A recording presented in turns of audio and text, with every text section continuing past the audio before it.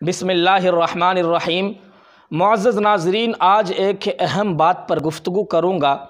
जैसे कि आप लोगों को मालूम है कि पाकिस्तान के अंदर एक फ़िरक़ा बहुत तेज़ी से उभर रहा है और वो फ़िरक़ा जहलमी है, जिसको आप इंजीनियर मिर्ज़ा के नाम से लोग उसको पुकारते हैं। और वो एक मजलिस लगाते हैं जिसमें सिर्फ़ और सिर्फ जोहाला की मजलिस होती है, और वो ख़ुद जो है बिल्कुल आलिम वगैरह नहीं है। किसी भी उस्ताद के साथ जो है उनकी सनद या किसी भी उस्ताद के साथ वो इल्म हासिल नहीं किए हैं। ख़ुद उनकी ज़ुबानी ये है, वो ये कहते हैं कि मैं सिर्फ़ किताब पढ़कर लोगों को मसाइल समझाता हूँ, किताब पढ़कर लोगों को हदीस और कुरान समझाता हूँ। और उनकी ये बात भी है कि मैं जिस चीज़ को कह रहा हूँ और लोग मेरे सामने एक जमा होने के तौर पर मौजूद है, यही इजमा है। और वो सिर्फ़ कुरान हदीस को कहते हैं कि हम सिर्फ़ कुरान और हदीस को मानते हैं, इजमा और क़यास वगैरह को नहीं मानते, और सिरे से इजमा का इनकार करते हैं। और हद तो तब हो गई जब असहाबे पैगंबर सल्लल्लाहु अलैहि वसल्लम को गालियाँ देते हैं, और वो ये कहते हैं कि असहाबे पैगंबर में से कुछ लोग मुनाफिकीन थे, नाउज़ बिल्लाह सुम्मा नाउज़ बिल्लाह। इंशाअल्लाहुल अज़ीज़ इसके सिलसिले में मैंने आपको 2 हफ़्ता पहले वजाहत मैंने कर दिया था, और ये कहा था असहाबे पैगंबर के सिलसिले में किसी भी व्यक्ति को या किसी भी इंसान को चूँ चरा या जरह करने का हक़ नहीं है, क्योंकि अल्लाह रब्बुल इज़्ज़त ने कुरान करीम के अंदर इरशाद फरमा दिया, रज़ी अल्लाहु अन्हुम व रज़ू अन्ह, सहाबा से राज़ी है अल्लाह रब्बुल इज़्ज़त। अब कोई भी इंसान जो असहाब में से नहीं है, अगर वो कोई जरह करता है तो फिर वो गुनहगार होगा। मैंने 2 हफ़्ता पहले इसके सिलसिले में आप हज़रात के सामने कह दिया था। तो मैंने मिर्ज़ा जहलमी की बात पर इस कुरान करीम की आयत को लेकर मैंने जवाब दे दिया। अब उनकी बात यह है कि मैं और मेरे जो यहाँ पे मजलिस में जो लोग हाज़रीन बैठते हैं, अगर मैं किसी चीज़ को कह दूँ तो उस पर इजमा मुनक्किद हो जाता है। मैं उनसे यह कहना चाहता हूँ कि इजमा सिर्फ़ जाहिलों के मशवरे पर या जाहिलों के जो है किसी मसले पर डिस्कस कर लेना, इसको इजमा नहीं कहते। मैं उलमा-ए कराम से और तलबा-ए-इज़ाम से भी यही कहना चाहता हूँ कि इजमा के सिलसिले में जैसे कि हम कुतुब फ़िक़ा के अंदर पढ़ते हैं कि फ़लाँ के नज़दीक इस मसले पर इजमा है, फ़लाँ के नज़दीक इस मसले पर इजमा है। जैसे कि तरावी के सिलसिले में 20 रकअत तरावी पूरी रमज़ान के अंदर हम पढ़ते हैं, ये इस पर सहाबा का इजमा है। बहुत सारे ऐसे मसाइल है जैसे कि हलाल के सिलसिले में वती शर्त है, इस पर भी इजमा है। जैसे कि नूरुल अनवार के अंदर मेरे पास नूरुल अनवार मौजूद है, अगर आप देखना चाहते हैं तो देख सकते हैं। हदीस रिफ़ा के अंदर जो मुकम्मल एक वाक़या के तौर पर उसी नूरुल अनवार के अंदर वह इबारत मौजूद है। इंशाअल्लाहुल अज़ीज़ उस जहलमी का जो एक नया फितना उन्होंने सोचा छोड़ने की कोशिश की है, और मुझे अफ़सोस इस बात पर है कि वहाँ के उलमा, वहाँ के फ़ुक़हा, वहाँ के क़ुर्रा-ए-इज़ाम बाकायदा किसी भी कोई भी शख्स उसको कुछ कहने के लिए तैयार नहीं है कि आपस में जो लोग उसके सामने रहते हैं जाके उस शख्स को समझाए कि भाई आप गलत मसाइल लोगों के सामने क्यों बयान करते हैं, आप गलत इज्तिहाद लोगों के सामने क्यों करते हैं।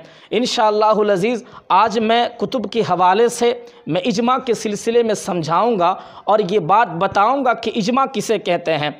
तो चलिए इजमा के सिलसिले में आपको बताता हूँ। ये इजमा जमा से है, जमा से जो है ये इजमा है, और इजमा जो है ये बाब इफ़ाल से है। इसके सिलसिले में शरहुल कौकब में एक इबारत मौजूद है।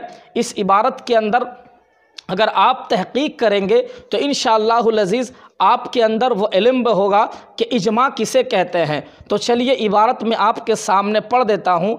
अजमा अल कौम अला कज़ा आई इत्तफ़क़ु अलैहि फ़कुल्लु अम्रिन मिनल उमूरी इत्तफ़क़त अलैहि ताइफ़तुन फ़हुव इजमाउन फ़ी इतलाक़ि अहलुल लुग़ती। जब कहा जाता है कि कौम का फ़ला मामले पर इजमा हुआ तो माने होता है उस पर कौम मुत्तफ़िक़ हो गई, और यहाँ पर जिस कौम का तज़किरा किया है वो अहले इल्म का होना ज़रूरी है।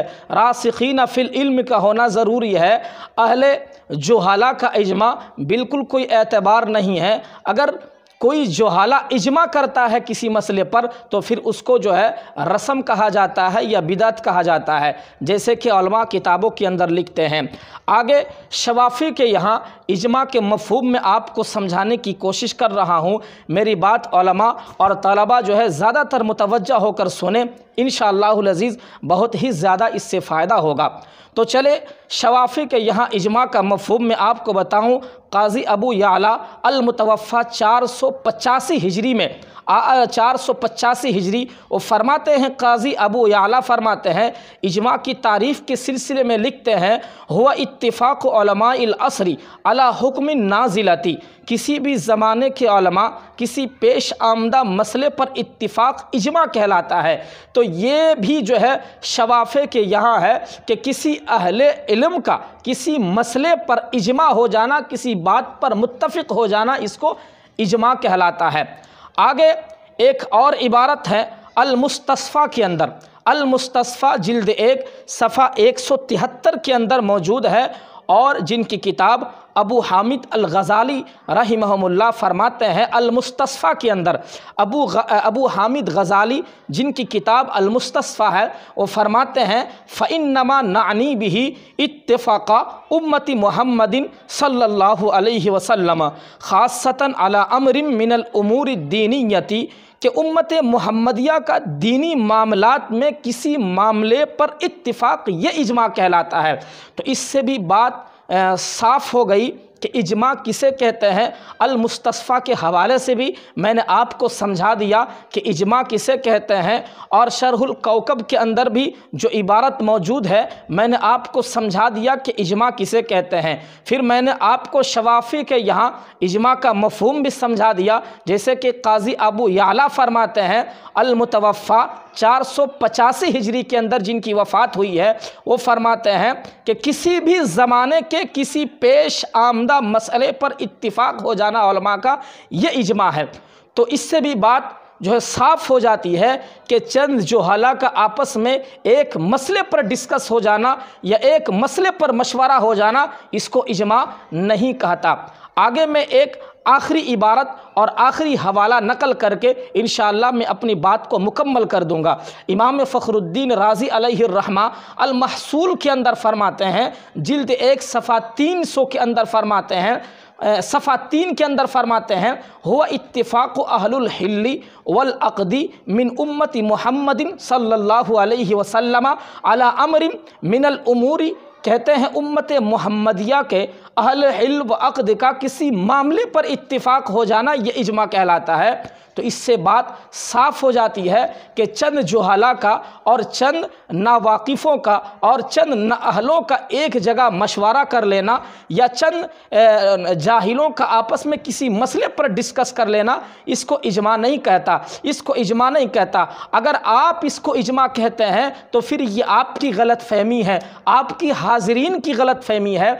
इंशाअल्लाहुल अज़ीज़ मुझे उम्मीद है कि जो उलमाए कराम है मेरी इस गुफ्तगू को सुन रहा है, जो तलबा निज़ाम है जो इस गुफ्तगू को सुन रहा है, और ख़ास करके मैं उस फ़िरक़े की जानिब मुतवज्जा दिलाना चाहता हूँ जो फ़िरक़ा ये कहता है कि इजमा सिर्फ़ जाहिलों का आपस में मिलना या मशवरा कर लेना, इसको इजमा कहता है। मैं उलमाए कराम से और पाक व हिंद के उलमा से मैं यही कहूँगा कि एक फ़ितना जो उभरने का कोशिश कर रही है तो उस फितने को दबाने की कोशिश करे, उस फितने को नेस्त नाबूद करने की कोशिश करे। और इंशाअल्लाह मुझे उम्मीद है कि पाक के जो उलमा हैं इंशाअल्लाह इस काम को बढ़कर करेंगे, क्योंकि वहाँ पर असहाबे पैगंबर के सिलसिले में अगर कोई बदजुबानी करता है, अगर कोई बदकलामी करता है तो फिर उलमाए किराम उसके मुकाबला करने के लिए तैयार है।